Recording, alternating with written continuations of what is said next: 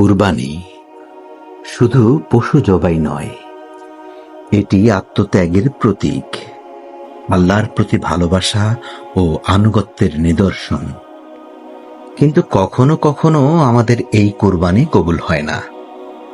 আল্লাহ তাআলা বলেন, লা ইয়ানালুল্লাহা লুহুমুহা ওয়ালা দিমাউহা ওয়ালাকিন ইয়ানালুহুত তাকওয়া মিনকুম। তোমাদের কোরবানির গোশত ও রক্ত আল্লাহর কাছে পৌঁছায় না, বরং পৌঁছে তোমাদের তাকওয়া। সূরা হজ 37 নম্বর আয়াত। আজ আমরা আপনাদেরকে কোরবানি কবুল না হওয়ার 5টি কারণ জানাবো। প্রথমত, নিয়তের বিশুদ্ধতা। যদি কোরবানি হয় লোক দেখানোর জন্য, সামাজিক মর্যাদা বাড়ানোর জন্য, তবে সেই কোরবানি আল্লাহর দরবারে গ্রহণযোগ্য নয়। দ্বিতীয়ত, হারাম উপার্জন। যদি কোরবানির পশু হারাম উপার্জনের অর্থে কেনা হয়, তাহলে সেই কোরবানি কবুল হয় না। তৃতীয়ত, পশুর ত্রুটি। যদি পশু অন্ধ, পঙ্গু, অসুস্থ বা অত্যন্ত দুর্বল হয়, তাহলে সেই কোরবানি গ্রহণযোগ্য নয়। চতুর্থত, সময়ের সীমা। যদি কোরবানি নির্ধারিত সময়ের বাইরে করা হয়, তাহলে তা কবুল হয় না। পঞ্চমত, গাফিলতি। যদি কোরবানির সময় আমরা আল্লাহর নাম না নেই, অন্য কারো নামে কোরবানি দেই, তাহলে সেই কোরবানি কবুল হয় না।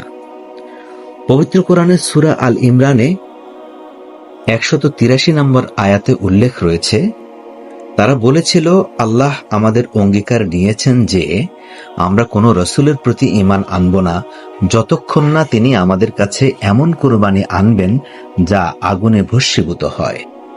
এই আয়াতে বনী ইসরায়েলদের একটি দাবির কথা বলা হয়েছে, যেখানে তারা কেবল সেই নবীর প্রতি ঈমান আনবেন যিনি এমন কোরবানি পেশ করতে পারবেন যা আকাশ থেকে আগুন নেমে এসে গ্রাস করবে। হযরত আদম আলাইহিসসালাতু ওয়াসসালামের 2 পুত্র হাবিল ও কাবিলের কোরবানির ঘটনাও কোরআনের সূরা মাইদা আয়াত নম্বর 27 বর্ণিত হয়েছে। তাদেরকে আদমের 2 পুত্রের কাহিনী যথাযথভাবে শোনাও। যখন তারা উভয়ে কোরবানি করেছিল, তাদের একজনের কোরবানি কবুল করা হয়েছিল এবং অপরজনেরটা কবুল হয়নি। ইবনে কাসির রাহিমাহুল্লাহ এর তাফসির অনুযায়ী সে সময় কোরবানি কবুল হওয়ার নিদর্শন ছিল আকাশ থেকে আগুন নেমে এসে তা গ্রাস করত। হাবিলের কোরবানি কবুল হয়েছিল এবং আকাশ থেকে আগুন নেমে এসে তা গ্রহণ করেছিল।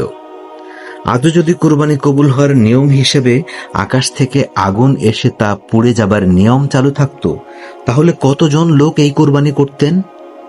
কতজনই বা এত টাকা খরচ করে বিশাল পশু কিংবা একাধিক পশু কোরবানির প্রতিযোগিতায় নামতেন? আসুন আমাদের নিয়ত বিশুদ্ধ করি, উপার্জন হালাল রাখি এবং কোরবানিকে কেবল আল্লাহর সন্তুষ্টির জন্য পেশ করি। তাহলেই কেবল আমাদের কোরবানি আল্লাহর দরবারে কবুল হবে। আল্লাহ আমাদের সবাইকে কবুল কোরবানির তৌফিক দিন। আমিন।